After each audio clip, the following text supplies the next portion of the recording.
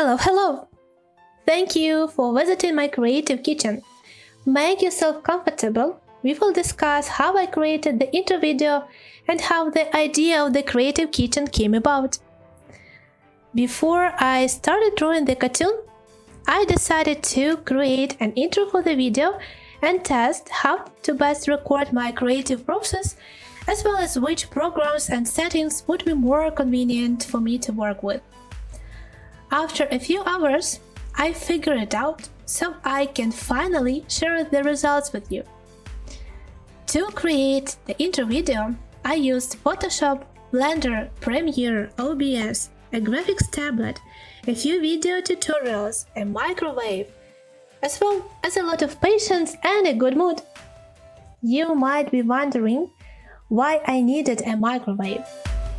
Well, besides warming up tea, which quickly cools off in winter, while you are distracted by the creative process and do not have time to drink it, I used this miracle appliance of the 21st century to record a sound reminder. This sound indicates that the food has been cooked and is ready for consumption.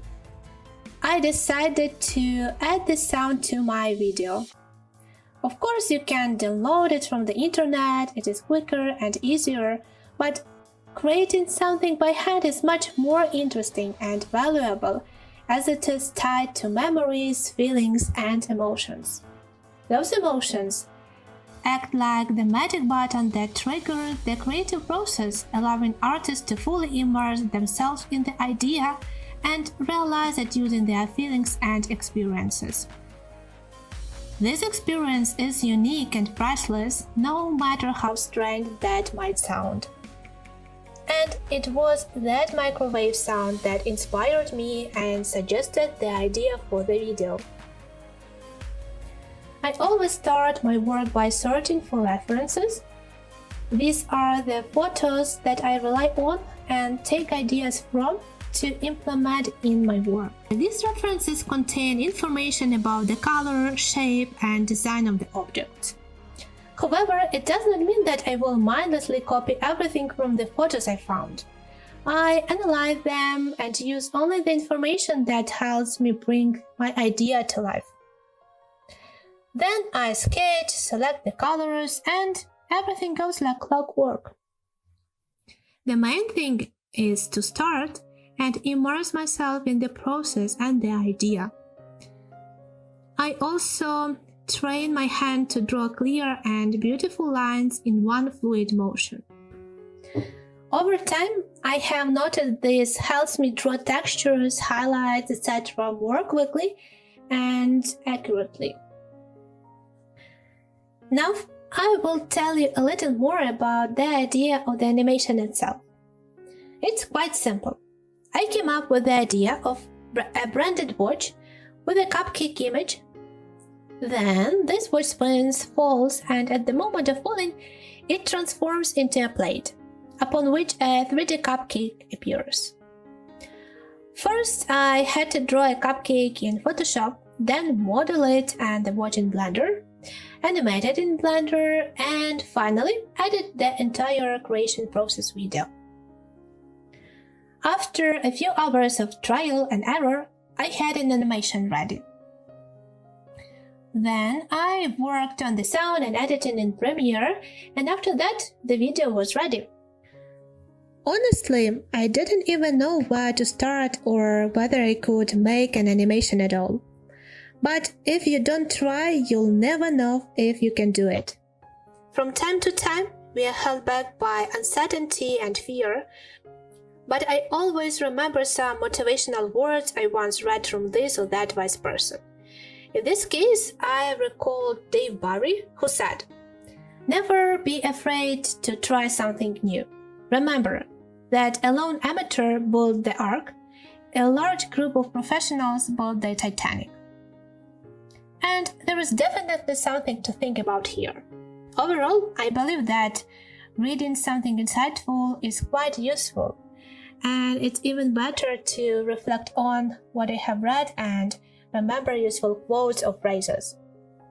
They can sometimes come in handy, motivate us, or prompt us to take action when necessary. It's also important to be able to apply this knowledge in practice. I have realized there is little use in knowing a lot if you can't use it in life. So I filter the information that enters my mind and keep only what's useful for me. And now let's talk about the idea behind the creative kitchen. Why a creative kitchen and what does the kitchen have to do with it?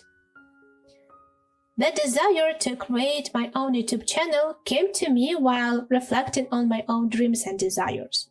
I find dreaming quite useful because it sometimes helps me reassess my goals and priorities and understand where exactly I am going and which path I am taking.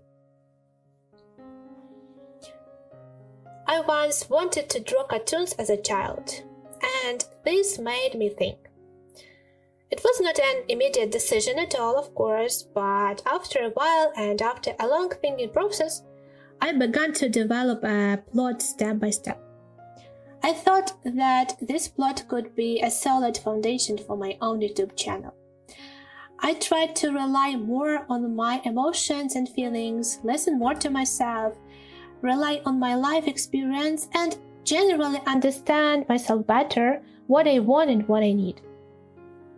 I also decided to follow one simple rule: not to chase perfection, not to create the perfect cartoon, or the best channel or super polished videos, not to spend days and nights worrying about whether my ideas are clever enough or not, but to create with what I have now and draw inspiration from life. And I do what I can do at this moment. I'll definitely make it better next time. The main thing is to keep going. If you get caught up in striving for perfection, you risk never starting at all, waiting for the perfect moment that may never come. I know that I do everything I can do, and I can start today, not when I gain 10 or 20 years of experience, and not when the next year comes or when the neighbor's dog stops barking every morning, waiting for the perfect day to be creative or make my dreams come true. That's how the name Creative Kitchen came about. It emerged from simple life experiences. In fact, my workspace is in the kitchen, as my desk simply wouldn't fit anywhere else in the room. So I had to move it to the kitchen. I didn't have a choice.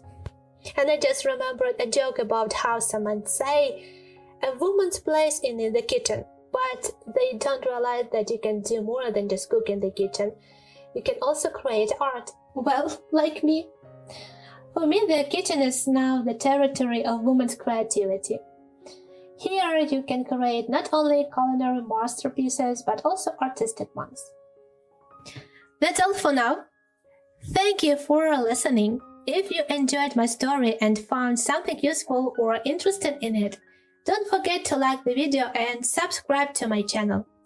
Every like and subscription will boost my mood even more and inspire me for new art experiments, which I will share with you. I wish everyone inspiration. See you next time in the next video.